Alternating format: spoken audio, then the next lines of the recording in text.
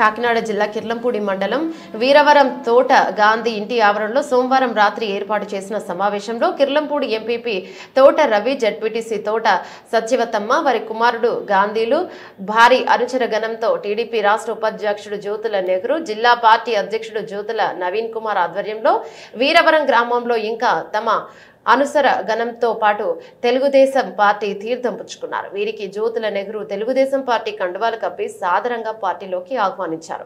గ్రామానికి విచ్చేసిన వీరికి పూల వర్షం కురిపిస్తూ తీన్మార్ డప్పుల మధ్య పురవీధుల్లో పలుచోట్ల మహిళలు హారతులిచ్చి చల్లని దీవెనలు అందిస్తూ ఘనస్వాగతం పలికారు. ఈ సందర్భంగా జ్యోతుల నెహ్రూ, జ్యోతుల నవీన్ మాట్లాడుతూ సీఎం జగన్ అనాలోచిత నిర్ణయాల వల్లే రాష్ట్రం అప్పుల పాలైందని విమర్శించారు.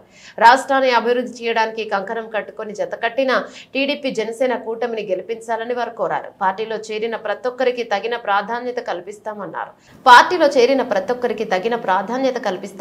పార్టీలో చేరిన అనంతరం తోట రవి, తోట గాంధీ మాట్లాడుతూ సీఎం జగన్మోహన్ రెడ్డి పంచాయతీరాజ్ వ్యవస్థని నిర్వీర్యం చేయడంతో ప్రజాప్రతినిధులుగా తామేమీ అభివృద్ధి చెందలేకపోయామని, 3 పర్యాయాలు ఎమ్మెల్యేగా చేసే నియోజకవర్గాన్ని అభివృద్ధి పదంలో నడిపించిన మొట్టమొదటి ప్రాంత టైగర్ జ్యోతుల నెహ్రూని 4వసారి గెలిపించడానికి కంకణబద్దులై పనిచేస్తామన్నారు. ఈ కార్యక్రమంలో జగ్గంపేట నియోజకవర్గ టీడీపీ, జనసేన పార్టీ శ్రేణులతో పాటు అధిక సంఖ్యలో వీరవరం గ్రామ ప్రజలు పాల్గొన్నారు. పాత కొత్త కలయిక వేదికను అలంకరించినటువంటి పెద్దలందరికీ పేరు పేరున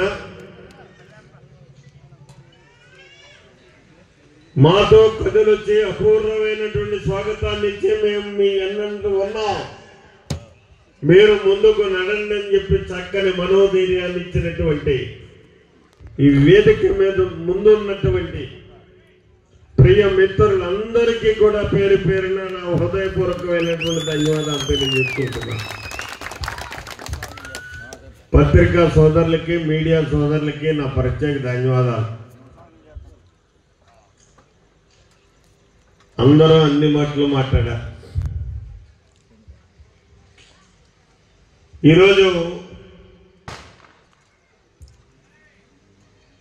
నాకు చాలా ఆనందంగా ఉంది. ఎందుకంటే పుట్టడం ఇక్కడ పుట్టలేదు, కానీ పెరగడం మాత్రం ఇక్కడే పెరిగాను. ఇప్పుడు ఈ పిల్లకాయల కంటే కూడా అందరూ ఎక్కడ ఏ కుటుంబం ఎక్కడి నుంచి ఏ స్థాయికి ఏ రకంగా వచ్చింది, ఎవరు ఇబ్బందుల్లో ఉన్నారన్నది కూడా ఆనాటి నుంచి ఈనాటి వరకు పూర్తిగా ఈ వీరవరం మీద అవగాహన ఉన్నటువంటి వ్యక్తిని నేను.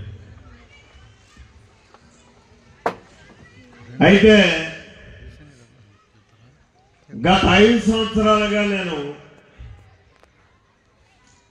సరే రాజకీయాల్లో మార్పులు చేర్పులు ఉంటాయి, ఏవో పట్టుదలకు పోవడం, దానివల్ల అయిన వాళ్ళతో కొంత దూరం అవడం.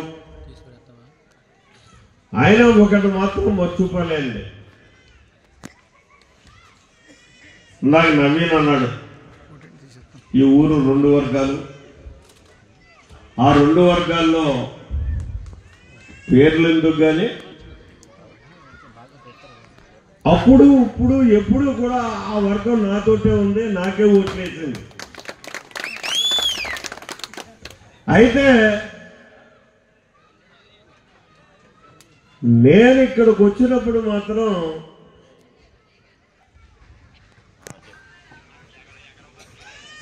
ఎందుకంటే కావలసిన వాళ్ళకి దూరంగా నడవాల్సి వస్తుంది రోజు రోజుకి రాజకీయ అవసరాల కోసం.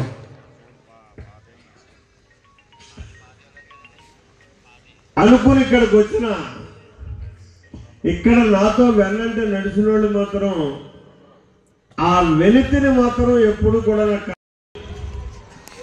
తోట రవి గారు కానీ తోట గాంధీ గారు కానీ జాయిన్ అవడం అన్నది చాలా ఆనందంగా ఉంది. కొద్ది రోజుల క్రితం వాళ్ళిద్దరిని కూడా స్వయంగా కలిసి మాకు సపోర్ట్ చేయాలి, జ్యోతుల నెహ్రూ అడుగులో అడుగు వేసి నడాలి, ఈ బంధం కలకాలం ఉండేలాగా మనం అందరూ కూడా ముందుకు నడాలి అని నేను కోరినప్పుడు తప్పకుండా మీకు సపోర్ట్ చేస్తాం, మావయ్య గారు అడుగులైన అడుగేసి నడుస్తాం, ఈ బంధం ఎప్పటికీ కూడా ఉంటుంది అని వాళ్ళిద్దరూ కూడా మాట ఇవ్వడం అన్నది నాకు చాలా ఆనందంగా ఉంది. ఎందుకంటే వీరవరం గ్రామం అన్నది రాజకీయంగా చాలా ముందుండే గ్రామం. ఎప్పుడు గత కొన్ని సంవత్సరాలుగా ఇక్కడ మంత్రులు చేశారు, ఎమ్మెల్యేలు చేశారు, ఎంపీలు చేశారు. అలాగే జ్యోతుల నెహ్రూ గారు అనే వ్యక్తి ఇక్కడే చదువుకుని చాలా కుటుంబాలతో సన్నిహిత సంబంధాలు, చుట్టరకాలు అన్నీ ఉన్నాయి. ఎప్పుడూ కూడా వీరవరం గ్రామ ప్రజలు మాత్రం రెండు కుటుంబాలు వెంటే ఉన్నారు. ఒకటి తోట సుబ్బారావు గారి కుటుంబం, ఒకటి తోట వెంకటేశ్వర గారి కుటుంబంతో ఇప్పటి వరకు నేను చూడడం జరిగింది. ఇప్పుడున్న మనకు కలిగిన అదృష్టం ఏంటంటే తోట సుబ్బారావు గారి కుటుంబం ఎప్పుడూ మనతోటే కలిసిమెలిసి వెళ్ళి ఆ జనాలు కూడా ఉన్నారు. కొత్తగా వెంకటాచలం గారి ఫ్యామిలీ నుంచి కూడా రవి గారు రావడం ఉన్నది. మనం ఇంకొంచెం బలం యాడ్ అయిందని అదృష్టంగా భావించాలి. ఇదే స్ఫూర్తితోటి ముందుకెళ్ళి మంచి మెజార్టీని వీరవరం గ్రామంలో సాధిస్తారని వాళ్ళిద్దరినీ కూడా కోరుకుంటున్నాను. ఎందుకంటే జ్యోతుల నెహ్రూ గారి గురించి చెప్పుకోవాలంటే ఆయన 3 సార్లు ఎమ్మెల్యేగా నెగ్గడం జరిగింది. గెలిచిన ప్రతిసారి కూడా ఏదో ఒక శాశ్వతమైన పరిష్కారాన్ని రైతుకు కానీ, జగ్గంపేట నియోజకవర్గానికి కానీ, జగ్గంపేట ప్రజలకు కానీ చేసిన వ్యక్తి ఎవరైనా ఉన్నారు అంటే ఒక జ్యోతుల నెహ్రూ అని చెప్పక తప్పసోదరులారా. మొదటిసారి ఎమ్మెల్యే అయినప్పుడు చాగల్నాడు ఎత్తిపోత పథకాన్ని తీసుకురావడం, అక్కడ రైతులందరినీ కూడా ఆదుకోవడం, రంగంపేట అంతా కూడా జరిగింది. అభివృద్ధితో పాటు సంక్షేమాన్ని కూడా ఇటుకర ఎత్తిపోతల పథకాన్ని సాధించి జగ్గంపేట నియోజకవర్గానికి అందించడం జరిగింది. అలాగే 3వసారి ఎమ్మెల్యేగా నెగ్గినప్పుడు మల్లవరం ఎత్తిపోతల పథకాన్ని అక్కడ తీసుకురావడం జరిగింది. అంటే ఇది ఎందుకు చెప్తున్నానంటే ఆయన రాజకీయాల్లోకి రావడమే ఒక రైతు కుటుంబం. అదేవిధంగా ఈరోజు సామాన్య మానవుడు బతకడానికి ఏ విధమైన అవకాశం అయినా ఉందా? ఈ నియోజకవర్గాన్ని తీసుకుందాం. మనం రైతులు ఎక్కువ ఉండే నియోజకవర్గం. ఒక రైతు పరిపాలన ఏ విధంగా ఉందో ఒక్కసారి మనం అందరూ కూడా ఆలోచించాలి. ఇదే కిల్లంపూడి మండలంలో 2 పంటలు పండే సమృద్ధి నీరు ఉన్నా సరే, చెరుకు తోటలో ఈ పంట పొలాలు ఉన్నా సరే ఈరోజు ఎక్కడ కనిపిస్తున్నాయి? చెరుకు తోటలు, అత్తి తోటలు ఎక్కడ కనిపిస్తున్నాయి? అన్నీ కూడా చేపల చెరువులు అయిపోయాయి. అంటే ఎవరి వల్ల? ఒక్కసారి ఆలోచించుకోండి సోదరులారా. ఇటువంటి వ్యక్తి ఇంకొకసారి వచ్చినట్టయితే మనమందరి బతుకులు కూడా